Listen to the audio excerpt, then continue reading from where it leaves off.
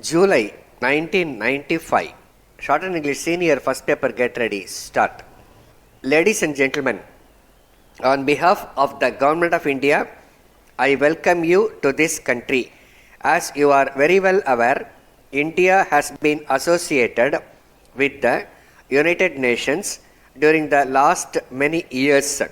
This is because we believe in the aims and objectives of this great organization.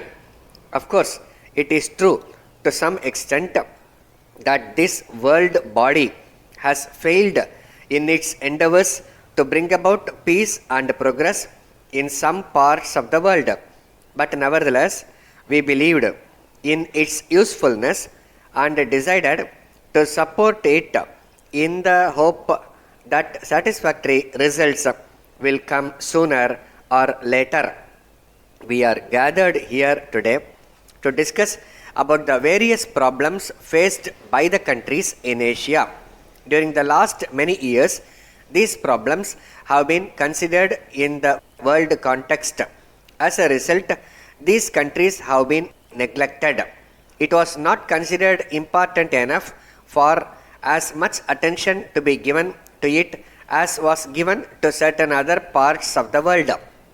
But we have to attach more importance to the problems in Asia because they affect us more intimately.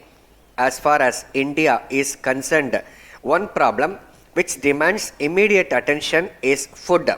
It is an extraordinary state of affairs that in a country like India, we do not have self-sufficiency in food. There is obviously something wrong in our approach to agriculture. I have, however, no doubt in my mind that India can produce enough food, if not immediately, but in the course of a few years. But at the present moment, we have to face this problem.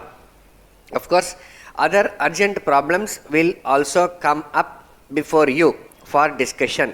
Looking at these problems from a long-term point of view, it seems to me that various deficiencies have to be made good.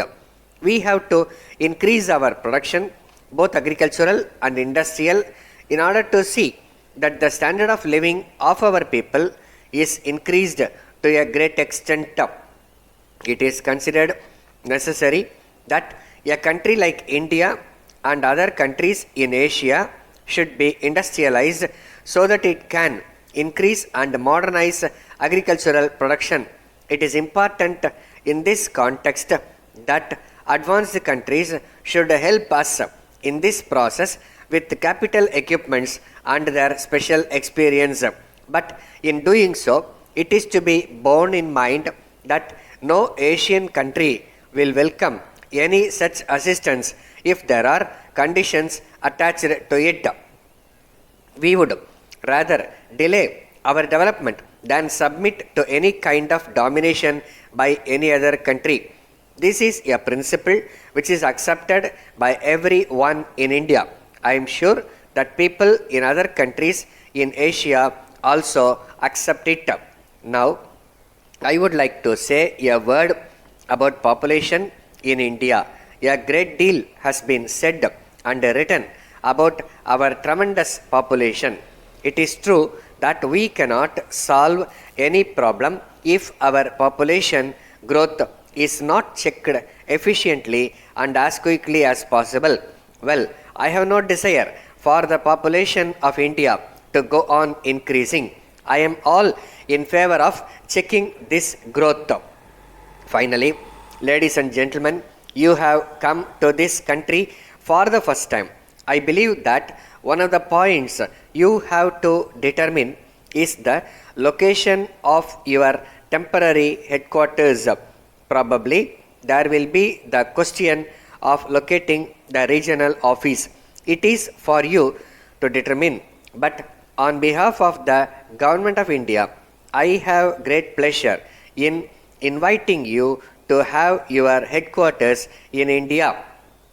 I once again express my welcome to all of you and wish you success in your endeavors.